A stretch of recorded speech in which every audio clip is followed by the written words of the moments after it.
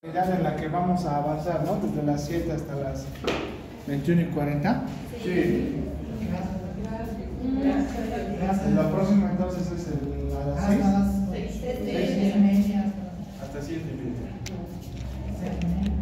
6:30, 7:30. 6:30 Hasta 8.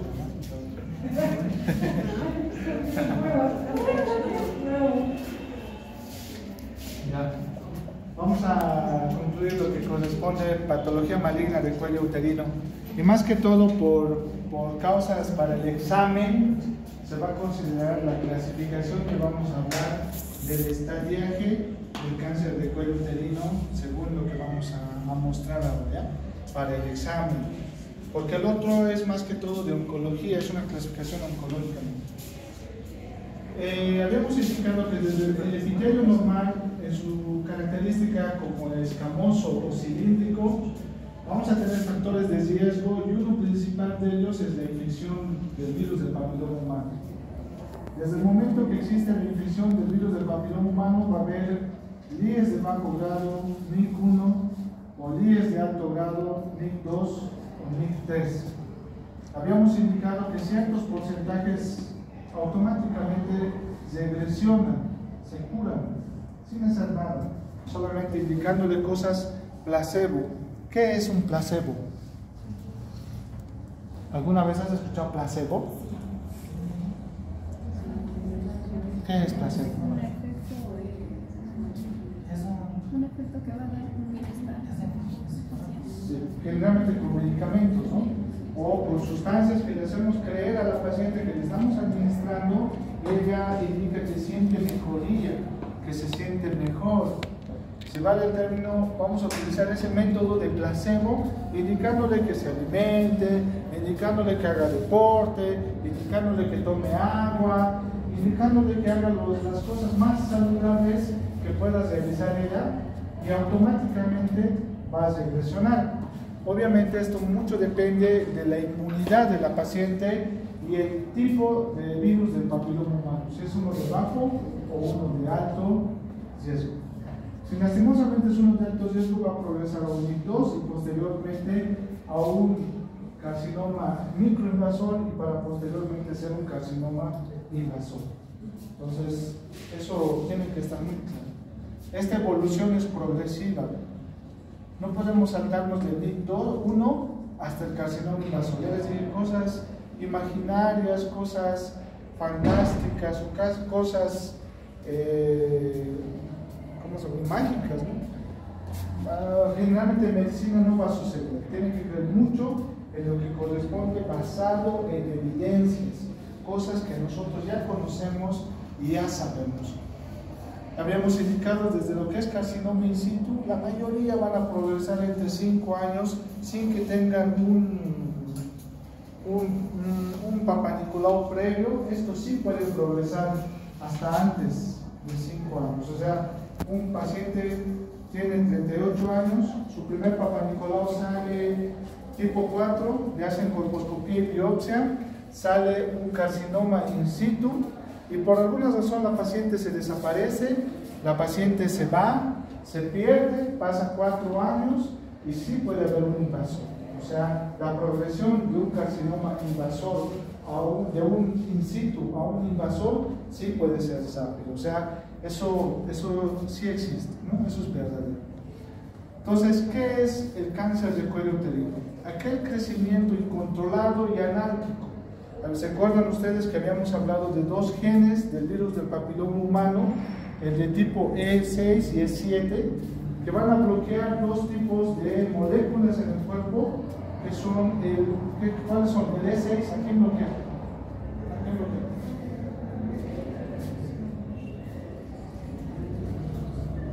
La proteína E6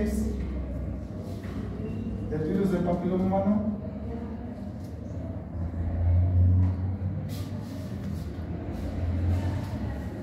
El E6 va a ir a bloquear al gen P53 y el gen P53, ustedes como saben y dominan en inmunología, está encargado de lo que corresponde a la activación de la apoptosis, o sea, de que se muera la célula de forma automática. O, un ejemplo, vemos aulas, hay aulas, una aula, otra aula, y si vamos ir viendo diferentes aulas, pensemos que es una célula cada aula, si uno de los docentes entra y encuentra un aula que está mal, aquí inmediatamente activa el gen P53, se va, esta aula va a explotar, porque no sirve, ¿me entienden? No los alumnos, ojo, dije la célula que está alterada. El gen P53 cuando se activa, automáticamente esta célula se va a entrar en apoptosis. Entonces el virus del papiloma humano, ¿qué hace este gen P53? Que no se inactive, ¿me entienden? Que esté totalmente ahí en reposo. El otro es, aquí decimos anárquico, totalmente descontrolado, totalmente desordenado. Esto es ordenado uno tras otro y tiene una secuencia, un patrón. Anárquico es totalmente desordenado, uno arriba, otro abajo, otro más grande, otro más pequeño, y eso está asociado más que todo a lo que es la proliferación celular. Y ese gen que va a ir a bloquear el E7, ¿a quién es? ¿Quién es? El E7, el virus del papiloma humano, ¿a quién va a buscar? El E7, ¿a quién va a bloquear?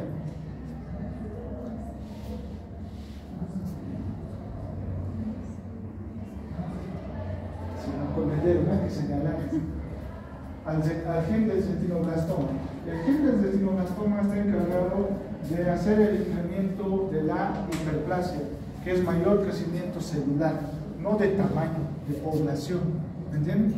Entonces, esta definición, que es el crecimiento incontrolado y anárquico de las células del cuello uterino, que ya sabemos que pueden ser de tipo escamosas o cilíndricas, la principal es la escamosa, y que tiene la capacidad de infiltrar órganos regionales, o sea, de la región o a distancia. Al gen del retinoblastoma. Entonces, es lo que hace estas características: crecimiento incontrolado y anárquico, desordenado. Que no haya apoptosis, que vaya a crecer. Factores de riesgo, todo lo malo que podamos introducir en nuestro organismo.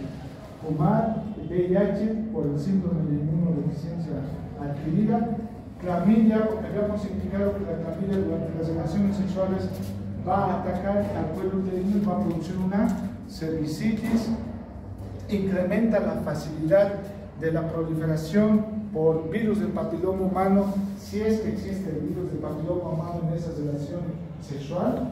Otros factores de riesgo que tenemos: inmunosupresión, uso de corticoides, promiscuidad, multiparidad, uso de anticonceptivos mayor a 5 años, aquí dicen bien claro, mayor a 5 años, menor a 5 años, no causa ningún efecto, y es un factor de riesgo. No quiere decir que sí o sí, o sea, tampoco le pongamos en la mente a la paciente: estás tomando anticonceptivo y ese te va a producir.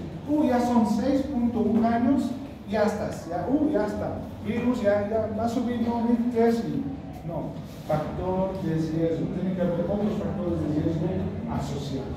¿Me entienden? No le podemos echar la culpa al anticonceptivo con sola presencia. Sí, la presencia del virus del papiloma humano de alto grado, a ese sí le puede decir.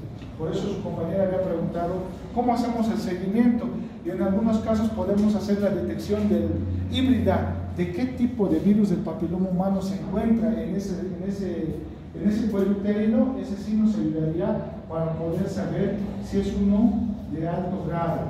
Los de alto grado, 16 y 18, son los más conocidos. De estos dos, el 16 es más agresivo, ¿no?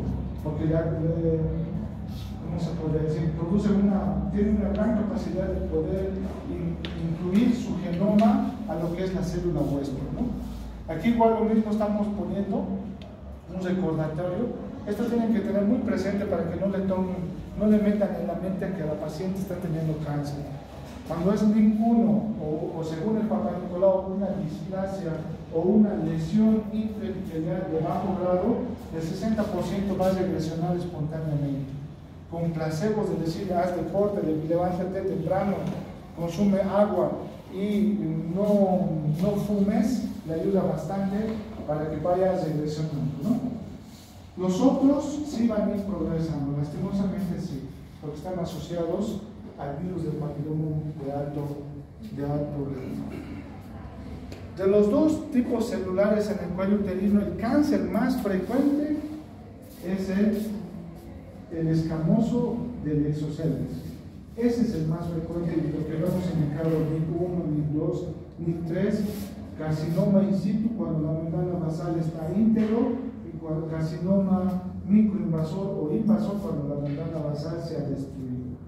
Cuando es un adenocarcinoma, o sea, un cáncer de las glándulas endocervicales o de las células cilíndricas del endocervix, estos obviamente no existen NIC1, no existen NIC2, no existen NIC3. Ojo, cuidado que en el examen entre eso y ustedes me estén poniendo, no tiene capas. Es pseudo estratificado, pseudo parece, están diciendo, cilíndrico, ¿no? O sea, es una capa con diferentes tamaños de células en formas cilíndricas, no tiene capas. O sea, en este cilíndrico no vamos a tener NIC1, NIC2 ni NIC3, pero obviamente estamos hablando del otro, que es más frecuente, del pavimentoso, ¿no? Que este tiene NIC1, NIC2 y NIC3. Membrana basal íntegra, in situ. Igual lo mismo del endocervix, sí. Un adenocarcinoma in situ, sí. Con la membrana basal íntegra, sí. Existe también en el endocervix. Pero NIC1, NIC2, NIC3 no corresponde. Entonces, ahí tenemos. De los cánceres, de las histerectomías que se han realizado por patología de cuello uterino con riesgo de malignidad, el 75% nos han dado positivo al epidermoide escamoso o plano pavimentoso, como estaba en el anterior diapositivo. O sea, son planas escamosas. El 75%, la mayoría van a ser de este tipo. La minoría van a ser adenocarcinomas asociadas a las células cilíndricas pseudoestratificadas. Entonces ya conocemos a los dos tipos. El diagnóstico es igual que el de la detección primaria. Por lo que existe una neovascularización en el cuello uterino, va a haber sangrado intermenstrual quiere decir entre menstruaciones, sangrado postcoital durante las relaciones sexuales o posterior a las relaciones sexuales, alguna anormalidad, y esto es lo que podemos ver por colposcopía. ¿Algunos han visto colposcopía? ¿Alguien ha visto colposcopía? No, ginecólogos. Es un aparatito que se coloca, ¿no? como un largavistas, y vemos, y todo lo que estamos observando se transmite en una pantalla. Para los investigadores, pues puedan observar lo mismo que está observando el médico que está de frente a lo que corresponde al cuello uterino. Anormalidades visibles, descarga vaginal. Cuando una paciente es mayor de edad y no acude a sus controles anuales, tiene mucho temor a lo que es el ginecólogo, es una persona que vive en áreas rurales y que no consulta al médico y peor aún a un ginecólogo, el olor es una de las características que va a ser llamativa. A veces estas pacientes, por el olor mismo, los familiares intentan no sacarla, la paciente mismo ya se acostumbra a eso, pues no va a percibirlos, pero no está deambulando con mucha facilidad. Y la vez que va al médico, ingresa a la sala para su evaluación, el flujo fétido es muy característico de estas pacientes. Si es que tenemos solamente el cuello uterino, si es muy avanzado, fístulas en todo lado, es más grave el dolor, ¿no? Más fuerte. Dolor pélvico, cuando está avanzado, igual, no es cuando es un día de bajo grado, un día de alto grado, un carcinoma microinvasor, no va a haber dolor. El dolor va a ser cuando ya está más avanzado, por lo menos estadio 3 para adelante, porque ya hay una invasión a los paramentos y a los órganos regionales. El método o la secuencia, ustedes ya lo saben, citología, es de selección Por más que la citología diga que es un PAP5, ¿qué es un PAP5?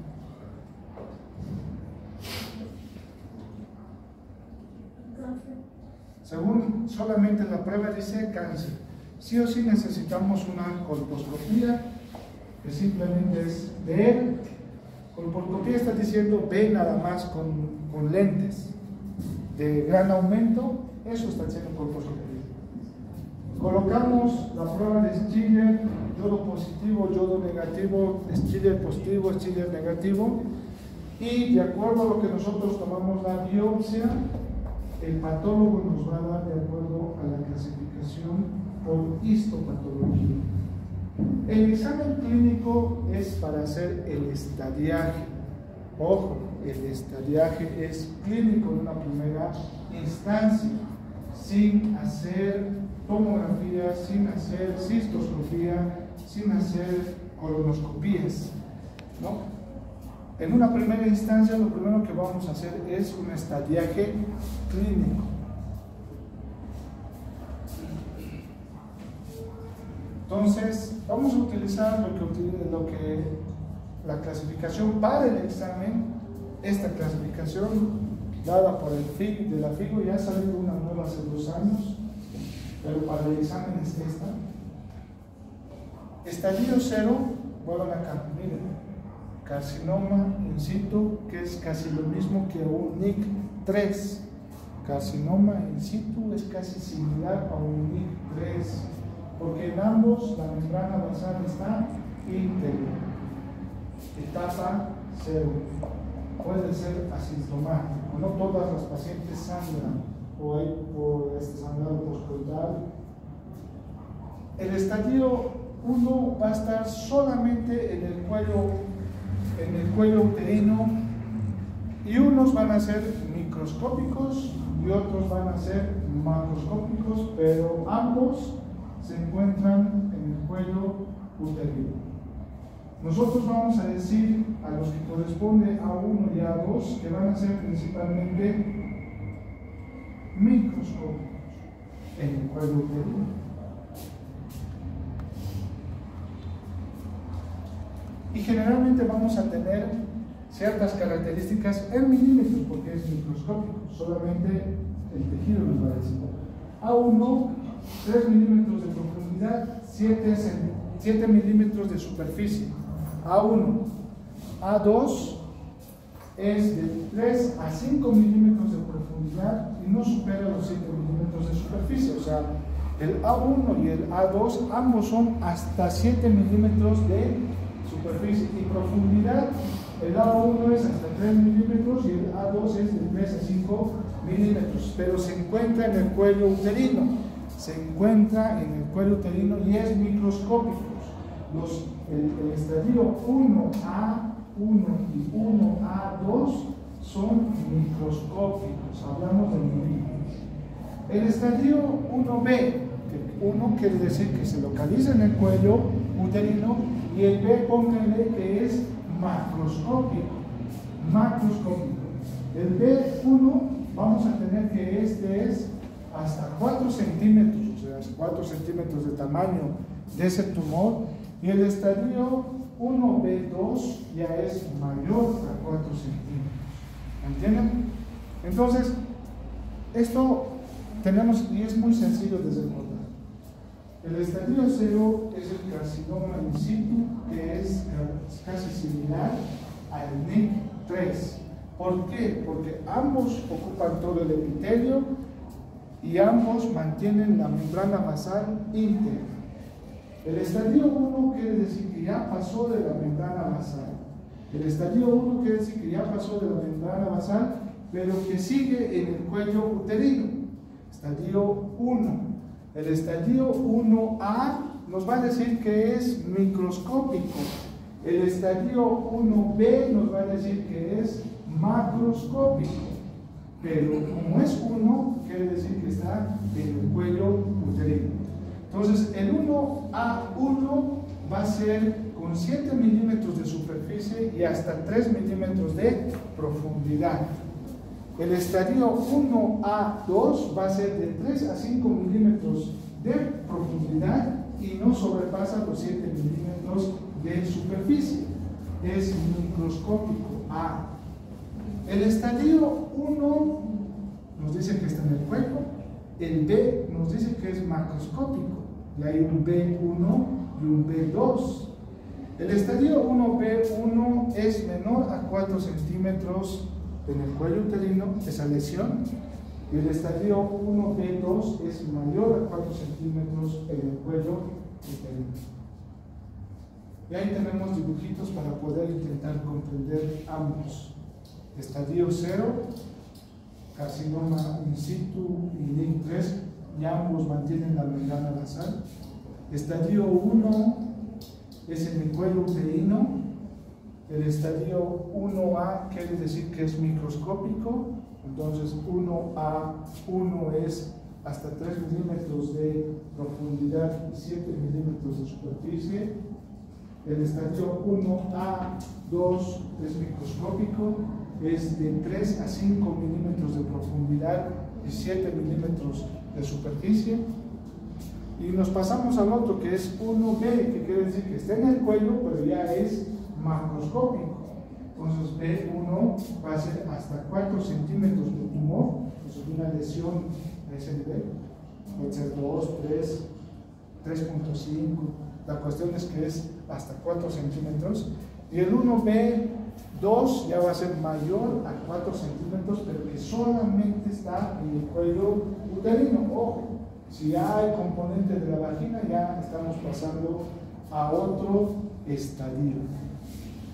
Estadio 2. Ataca al cuello uterino en cualquier tamaño. ¿Qué dice? Ataca al cuello uterino en cualquier tamaño.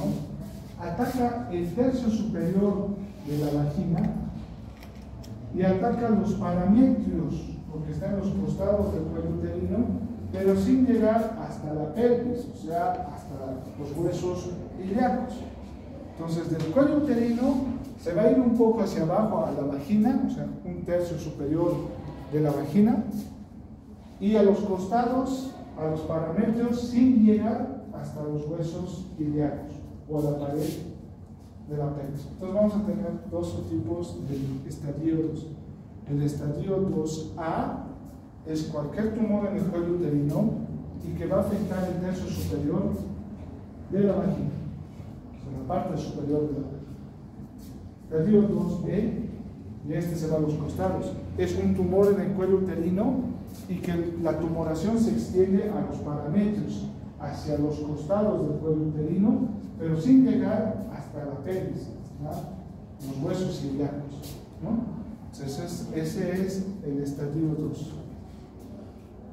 Ojo que nos está hablando de cualquier tamaño de tumor, pero que tiene un componente, el A en la vagina, en la parte superior de la vagina, y el D en los parametrios, sin llegar en su totalidad o en su extensión. Ahí tenemos un dibujito, fácil de comprender. Cualquier tamaño de tumor, no nos dice de 1 centímetro, puede ser de 2 centímetros, pero aparte de esa lesión que existe en el cuello uterino, tenemos una afectación de la parte superior de la vagina, estadio 2A. Y el estadio 2B nos dice ya hemos llegado a la vagina, pero hay una lesión del tumor, pero en este caso o en esta paciente se está yendo para los lados y no para hacia abajo, sino para los lados. Ese va a ser un estadio 2B, los parámetros. Entonces ahí vamos a ver un ejemplo para ver si han comprendido, para que no saquen una nota muy baja en el examen. Paciente de 52 años, tiene un tumor de 3 centímetros en el cuello uterino que afecta el tercio superior de la vagina y una pequeña porción del parametrio izquierdo. ¿Qué estadio será? El mayor es el que vamos a anotar. El mayor es de acuerdo a lo que vamos a ir progresando. Si muy bien tiene un componente vaginal, pero el mayor es el siguiente por lo que ya tenemos, ¿no? De 1, 2, 3, A, B, C, D. Entonces, anotamos el mayor porque ahora si tienen los dos, es un estadio 2A más B, así, ¿no? No, el mayor anotamos, ¿entiendes? El mayor. 2A más B, no van a poner eso. Entonces, ahora nos vamos al otro estadio, el estadio 3. Entonces, el estadio 3 dice, hay un tumor en el cuello uterino, pero que este se va a ir a extender todo el tercio de la vagina, o sea, hasta abajo ya. O sea, no quiere decir en todo el canal vaginal, puede ser solamente en una pared, la pared lateral, pero llega hasta el tercio inferior, o en la pared posterior, pero llega hasta el tercio inferior, o en la pared anterior, pero llega hasta el tercio inferior. ¿Entienden? Alguna lesión que altere el epitelio de la vagina, pero llega hasta el tercio inferior, pero ojo, tiene que haber una lesión primaria en el cuello uterino, ojo, porque cuidado que vean, cuando coloquen espéculo o hagan un tacto y sientan, doctor, aquí está medio duro, solamente la vagina y la pared lateral de la vagina. A ver, coloca espéculo, coloquen espéculo, hay algo en el cuello, no hay nada. Entonces, ¿qué puede ser? Estadio 3A, el doctor Guarachi nos ha dicho, pero si no hay lesión en el cuello uterino, o vuelvo a repetir, no hay nada mágico, siempre tiene que haber un tumor en el cuello uterino para decir que el foco primario es el cuello uterino, porque también puede haber cáncer de vagina, solamente puede ser cáncer de vagina y no del cuello uterino. Entonces, nos dice que ya va a ocupar todo el canal vaginal en toda su extensión, pero también va a ir hacia los costados hasta los huesos ilíacos. Estadio 3A afecta hasta el tercio, o sea, hay un tumor en el cuello uterino que se va a extender en cierto grado, ya sea por la pared anterior, posterior, laterales, pero llega esa lesión hasta el tercio inferior de la vagina.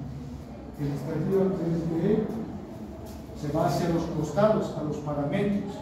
Hay una lesión en el cuello uterino, pero se extiende hacia los costados y llega hacia los huesos ilíacos.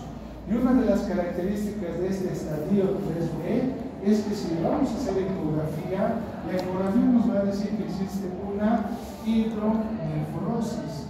La ecografía será sencilla de hacer. Sí, es muy común, es muy fácil de poder realizar. Y la dilatación de los uréteres que nosotros conocemos como hidronefrosis o piel ectasia, como algunos pueden describir ecografistas, entonces nos está diciendo que se está dilatando ese uréter y que hay una acumulación de orina. ¿No ve? ¿Se entiende? ¿Se comprende? Entonces, al solamente ver, un ejemplo, ustedes ven una patología en el cuello uterino que afecta el tercio superior de la vagina y en un estudio de ecografía les dice que hay hidronefrosis. ¿Qué estadio es? 3B, el mayor seno. Vuelvo a repetir, paciente de 50 años, acude a nuestro consultorio por sangrado intermitente, colocamos el espéculo, vemos una lesión de 1 centímetro que se extiende por los fondos de sacos laterales derechos de la vagina hasta el tercio superior de la vagina, y en el reporte de ecografía nos dice que hay una hidronefrosis derecha. Entonces, ¿qué estadio es? 3B. El mayor cianoma. Por solamente la ecografía. Ahora, si ustedes son hábiles, ¿cómo evaluamos paramétricos? ¿Cómo evaluamos? Si el canal vaginal podemos evaluar o colocando el espéculo o haciendo con un guante, haciendo el tacto, clarito, las características de la mucosa cambian. Se vuelve más acartonado, menos elástico, más firme, más rugoso. Entonces, podemos hacer la evaluación por espéculo para observar o por tacto vaginal cuando nosotros estamos utilizando un guante. Y ahora tenemos los parametrios de los costados, como ahorita vamos a ver en el dibujo.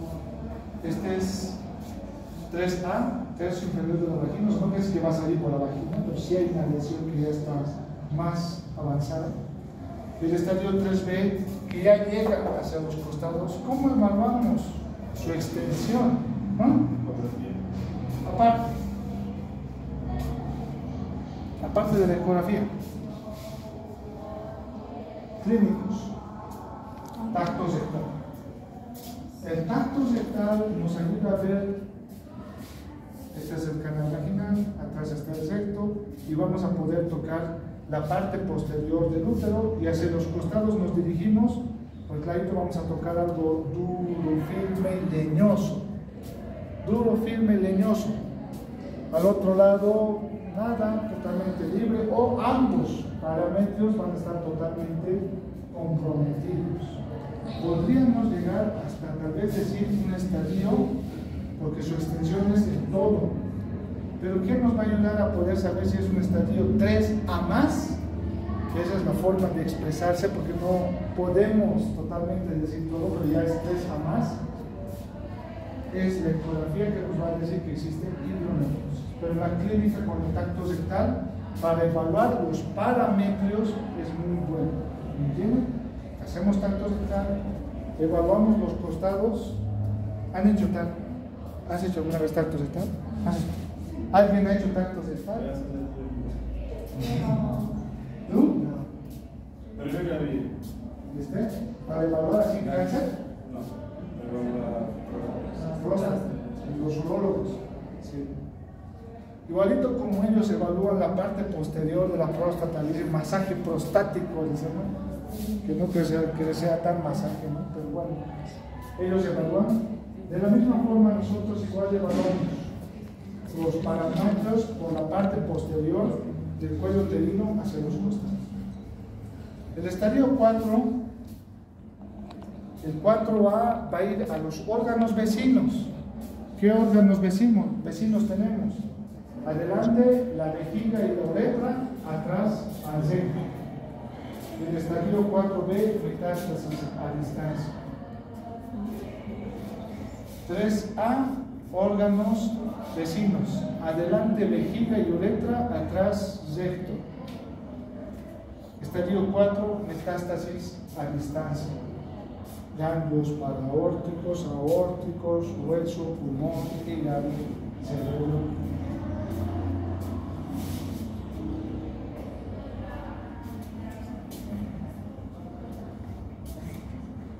¿Tendrá cura el cáncer? No, solo. ¿Tú? no. Cuando yo pasaba con mi hermana Natalia, ¿Qué? cuando pasaba prácticas de mi hermano Kiri, el doctor Jimmy nos dio una investigación del cáncer invasor por el papiloma. Ya. Y él estaba diciendo que ya está implementando aquí las vacunas, incluso después del contacto con el VPH, que está ayudando está ayudando a prevenir la diseminación del cáncer y también ayudando en el tratamiento. O sea, las personas que no usaron la vacuna se desarrollan mucho peor con las que usaron la vacuna, aún después del contacto con el virus. Y había una paciente que ya estaba con estadio, creo que 4 para 5, y les dieron la alternativa de hacer la histerectomía total con los anexos, que ya tenía 2 hijos. ¿Cuántos años tenía? No sé, ya hace un año. No, la paciente, ¿cuántos años tenía? Ya era mayor, tenía unos 40 y algo, no, 30 y algo, casi 40. Joven. Sim, era joven. Era joven. Por isso que estava evaluando porque já tinha hijos, já estava no estadio muito avançado, infelizmente. E o exame de Papa Nicolau. Não, né? O hospital estava fazendo campanha e lá o paciente foi realizar o exame. Quando foi eles viraram o tumor e aí fizeram uma colposcopia com coma. E aí estava em estadio 4. O sea, un Sheehan también. Sí, también. Muy interesante. Como habíamos indicado anteriormente, la vacuna del virus del papiloma humano Post contacto, o sea, ¿tú ya has tenido relaciones sexuales? ¿Sí? ¿Usted? ¿Tú? Yo soy virgen. ¿Tú?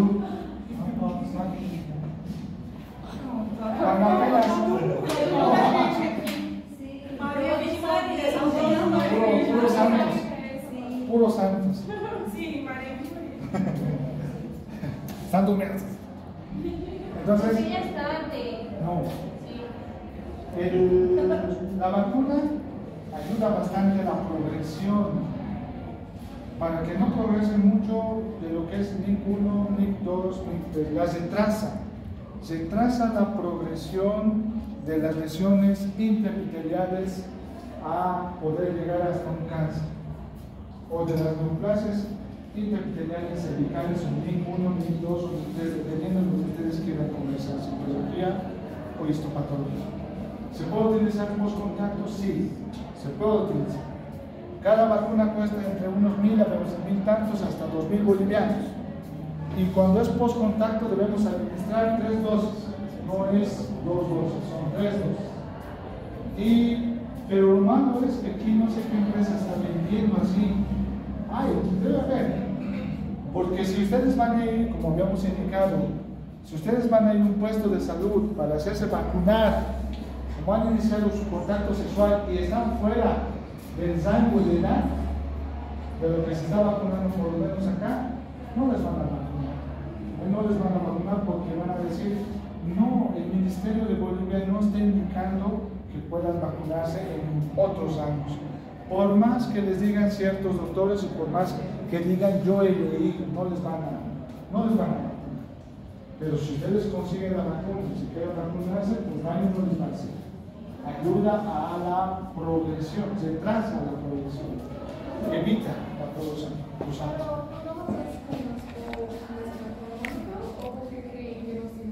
No, más es económico, no es porque no es que no saben, ¿no? Porque para hacer los protocolos, los sistemas también están metidos psicólogos. Lo único es que como es algo más económico, porque ahorita cuando han hecho la vacunación en un principio no querían vacunar a mujeres embarazadas, solamente era para ciertas edades, porque no teníamos toda la cantidad de vacunas. Después han dicho ahora sí a todos, hasta en niños, porque niños también no se ha visto, no les hacía nada, pero estaba prohibido un tiempo, solamente era para adultos. ¿Entienden? O sea, era más que todo por ese temor que se sobrecargue y diga al último ya no existan vacunas. ¿Entienden? Ahora el costo es más elevado de esta VPH. Está habiendo fundaciones a nivel internacional para poder erradicar el cáncer del cuello uterino. Primer mundo ya lo está erradicando, ya se está notando esa disminución brusca.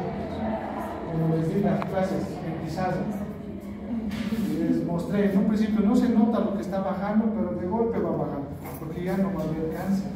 Muchas niñas han sido vacunadas. ¿Tienes hermana? Son hermanos. ¿Se vacunó allá en Brasil? Doctor, pero eso también pasó, yo hablé con el doctor Dive. En mi último año de colegio, en 2018, fueron a vacunar todas las chicas.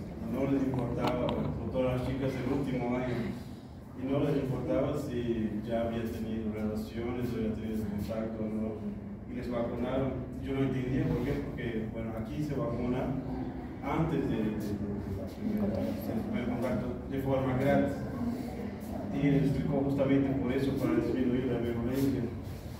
Y él mismo ha dicho, eso debe ser en Brasil.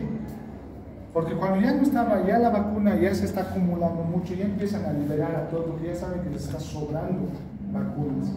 ¿Me entienden? Por eso México y otros países ya están empezando a vacunar a varones también. La vacuna no le va a afectar a varones, no dice solamente XX, sino puede ser XY también. O sea, varones también, que nosotros deberíamos vacunarnos primero, ¿no? Yo creo. Porque nosotros somos los que trasladamos a una a otra y a otra y a todas, ¿verdad? Entonces, pero decidieron implementar a las mujeres. ¿Por qué será, no? ¿Por qué será? ¿Cómo tiene estudios que dicen que puede ayudar en la progresión? ¿Podría tener un protocolo, digamos que una paciente que tenga un NIC3, por ejemplo, ahí sí poder vacunarse. Sí, se puede. Sería interesante. Se puede implementar, o sea, tendría que hacerse un estudio, el ministerio tendría que estar apoyando eso porque el costo va a tener que pagar todas aquellas mujeres que estamos colocando, ¿no?, a las pacientes con NIC3, porque sí se retrasa. Pero en casos excepcionales, porque el NIC3 ya la conducta es quirúrgica. En el NIC3 o carcinoma in situ la conducta es histerectomía. ¿Quién la hace? El ginecólogo. Si va un poquito más, prefieren al gineco-oncólogo o un oncólogo, ya pasa, se escapa de las manos del ginecólogo. Pero se podría hacer en aquellas mujeres que no han tenido bebés, para mantenerles o retardarles más la progresión rápida de esa transformación en años del inter, porque hasta 5 años ya puede estar en invasor, ¿no? Entonces, eso sí, pero tendrían que implementar económicamente también. Eso también pasó aquí en Cuchieri hace poco tiempo.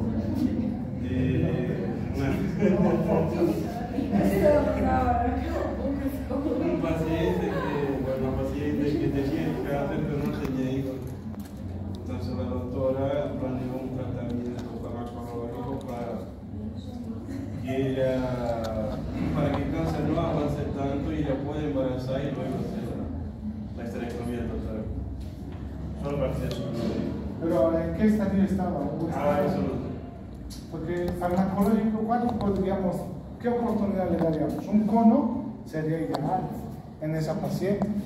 Luego después se embaraza y le hacemos el crack, por ese riesgo tal vez de incompetencia, digamos, que pueda tener. Pero un cono podríamos proporcionar. O el otro es, la mayoría hacen crioterapia, los ponen con el hielito, disparan, y ya está, pues volver en 3 días, y así, les hacen sus esquemas. Pero por el momento la crioterapia no se ha visto prometedor como terapia del NIC3, o sea, ya en acá hemos visto, ¿no? Si ustedes recuerdan, como tratamiento de NIC3 no está la crioterapia, no es la crioterapia, el cono y la traquelectomía es todo el cuello uterino, nos retiramos todo el cuello uterino que está dentro de la vida. Entonces, pero tiene que ser de estructura ablativa, no de estructura. Tratamiento. Depende en qué estadio se encuentre para poder hacer el tratamiento más adecuado y mejor, de acuerdo a los deseos de paridad de esa mujer. Cuando estamos durante el embarazo, que nos tocó también ahí en la caja cuando yo era residente, estaba ya en un estadio 2B, ¿qué quiere decir 2B? No, perdón, 1B. 1B, ¿qué crees que hemos visto nosotros?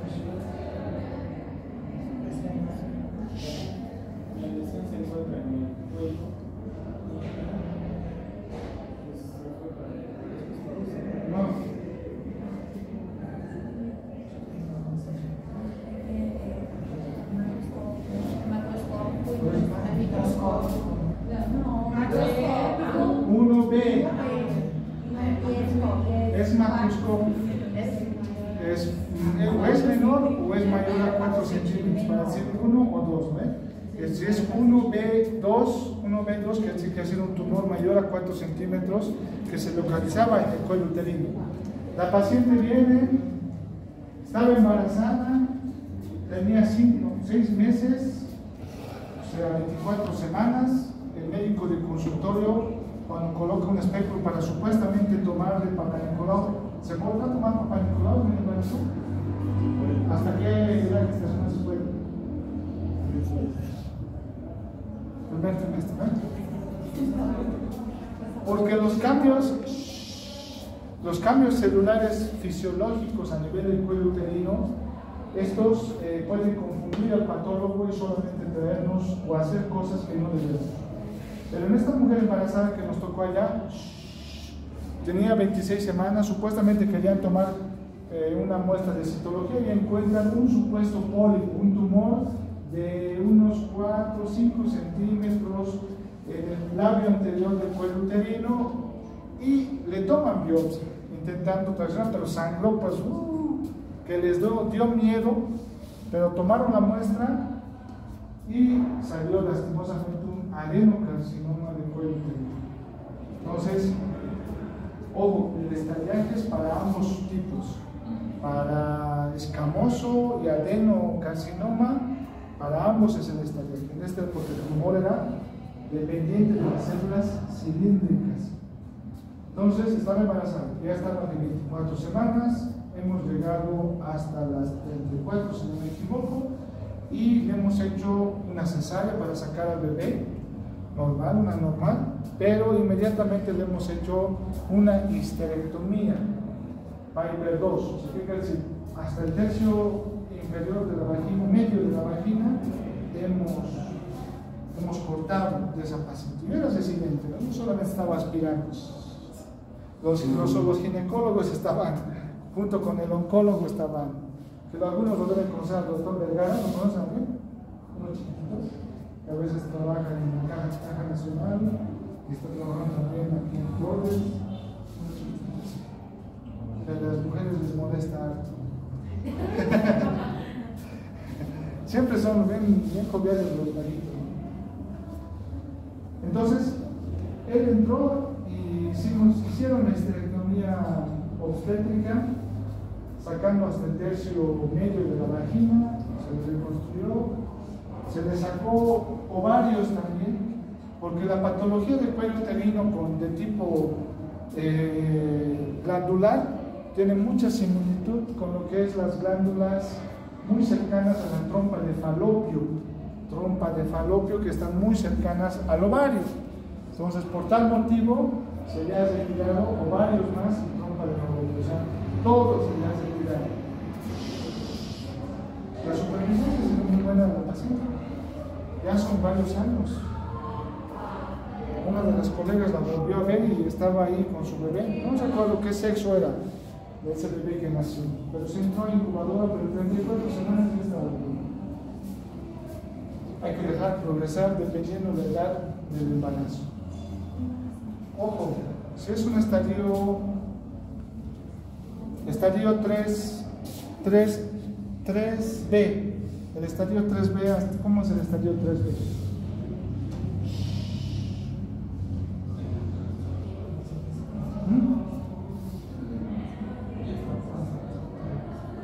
¿Cómo?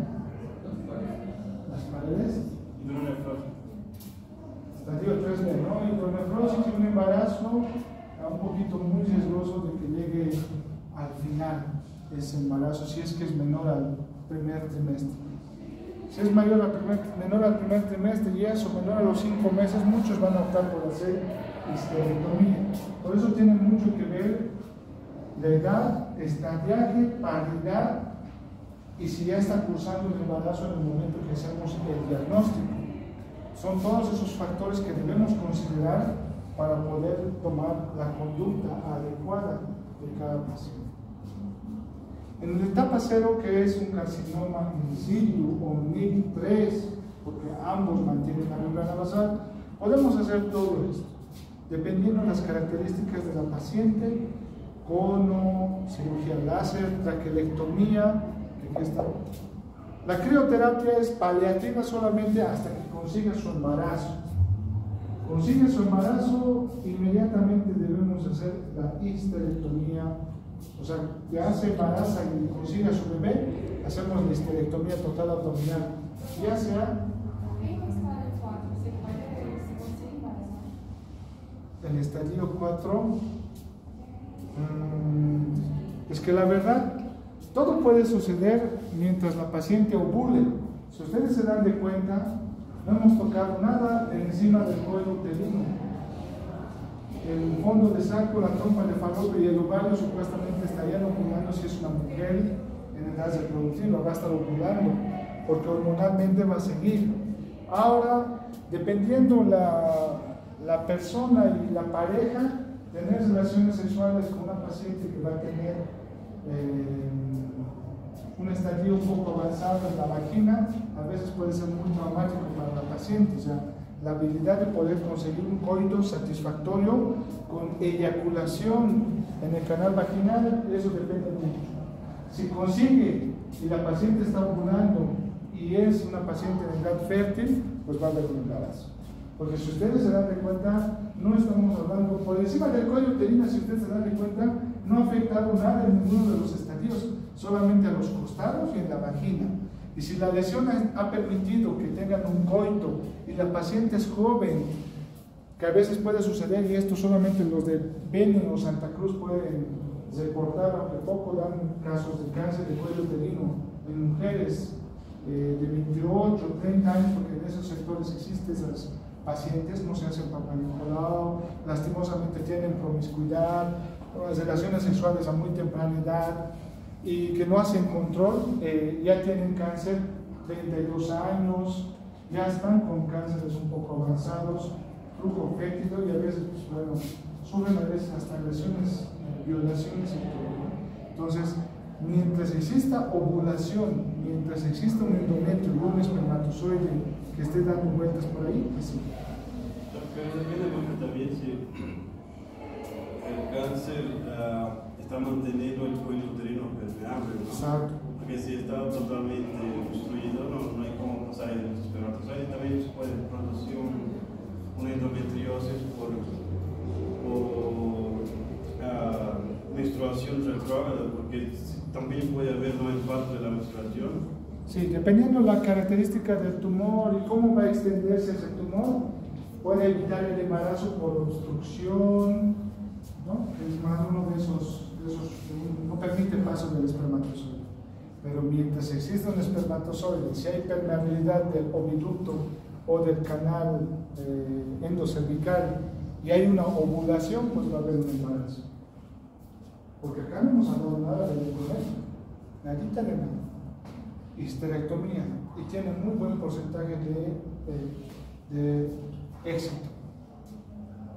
Estadio 1A. El 1A, si ustedes recuerdan, es microscópico en cualquiera de ellos. El cono también, o una histerectomía total abdominal, pero en este caso ya le vamos a aumentar un complemento más, una radioterapia interna o braquiterapia, que van a colocar por medio de emisión de rayos a nivel de lo que es la cúpula de la vagina, para poder reducir el riesgo de recurrencia. Entonces, aparte, el estadio 0 es histerectomía total abdominal nada más, ahí quedó y se salvó. En el estadio 1A podemos hacer histerectomía, cono, pero tenemos que apoyarnos con rayos. El estadio B, donde ya nos dicen que ya es macroscópico, está en el cuello, pero es macroscópico. Esta es la paciente que supuestamente se ha hecho una histerectomía total abdominal obstétrica. En ella le han implementado radioterapia como apoyo para reducir el riesgo de recurrencias, pero aparte también le van a aumentar en su tratamiento quimioterapia. O sea, cuando es microscópico, en el A vamos a utilizar histerectomía y radio. Cuando ya es B, el riesgo de metástasis ganglionar es muy alto, riesgo de metástasis es muy alto, porque estamos viendo cosas celulares. ¿Tus ojos ven las células? No vemos a nivel celular. Entonces la quimioterapia va a esas cosas que nuestros ojos ni los estudios van a poder detectar, intentan hacer para reducir el riesgo de recurrencias. ¿Entienden? Estadio B. 1B, ¿no? Que está en el cuello y es de más o menos 4 centímetros. Estadio 2 ya está tocando un tercio de la vagina y parametrios. Igual nos indica una histerectomía total abdominal, radioterapia, braquiterapia y una radioterapia pélvica más. Radioterapia externa pélvica. La braquiterapia es por vía vaginal y radia toda esa región, es más local, más dirigida. La radioterapia externa o pélvica, ahora los equipos ya tienen más definición. Ya no tienen que irradiar todo el abdomen, solamente pueden irradiar una cierta porción con buena carga radioactiva. Igual con quimioterapia apoyamos, ¿no? Esto es estadio 2. Cualquiera, ya que sea el tercio inferior de la vagina, tercio superior de la vagina y parametrios sin llegar hasta los huesos ilíacos. Histerectomía, brachiterapia, radioterapia pélvica y quimioterapia. ¿No ve? En este estadio. Sigue la histerectomía, o sea, podemos hacer todo. En este, cuando el parametrio es más que todo el afectado, parametros en los costados, dependiendo la habilidad del ginecólogo, tal vez ya no haga una histerectomía, ya no se hace cargo del ginecólogo o oncólogo, tal vez ya no haga una histerectomía y solamente empiece a irradiar. Y tiene buenos resultados. La irradiación solamente tiene riesgos de complicaciones. Estadio 3, radioterapia interna y externa y quimioterapia. El estadio 4 igual, la misma combinación, ya no se hace histerectomía. Entonces, hasta el estadio 2A, histerectomía. 2B, dependiendo de la habilidad, tal vez haga o no haga, muchos a veces ya no hacen y solamente es radioterapia. Radio y BAC. Y los otros es quimio, radio.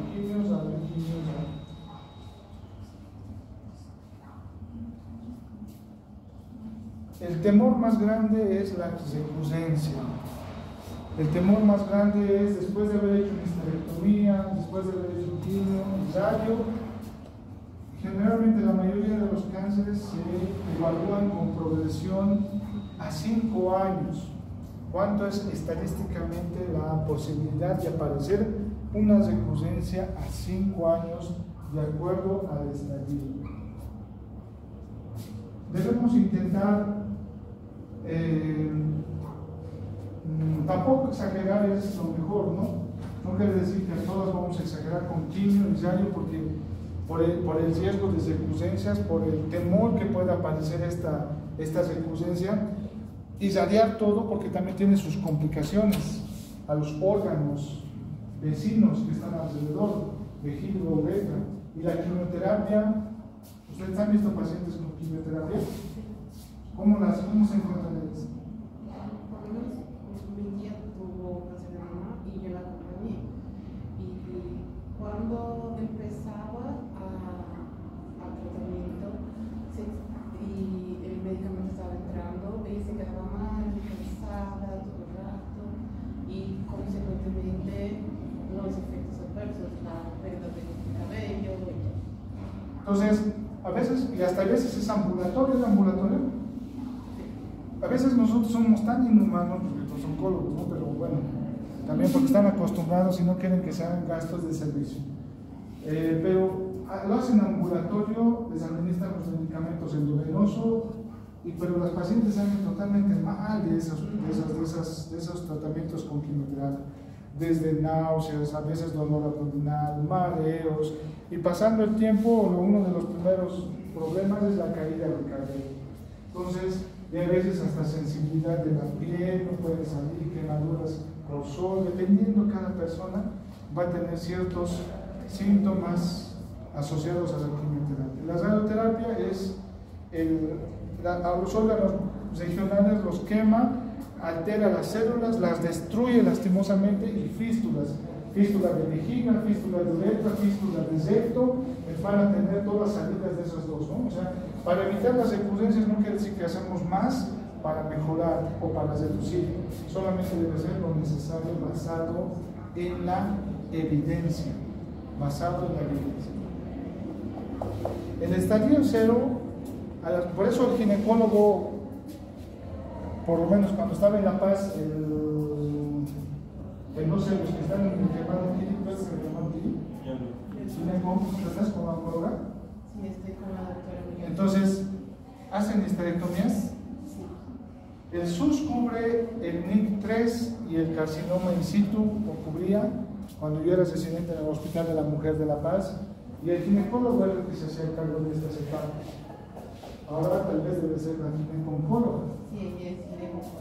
Entonces, ellos se harían cargo en este caso, ¿no? Dependiendo cada institución varía, pero nosotros allá, el NIC3 o el carcinoma in situ, el ginecólogo se hacía cargo, porque estaba en el cuello, era microscópico y tenía buenos resultados, 100%, sin hacer nada más, solamente la histerectomía.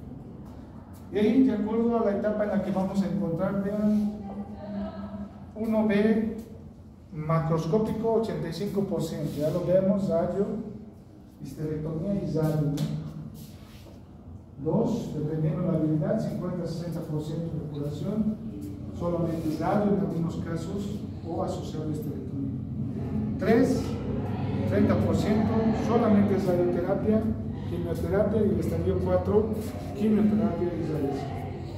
Y es muy bajo el estadio 4 para poder saber. Pero muchas ya les asustan a las pacientes con los NICs más. NIC 1, NIC 2, NIC es cáncer.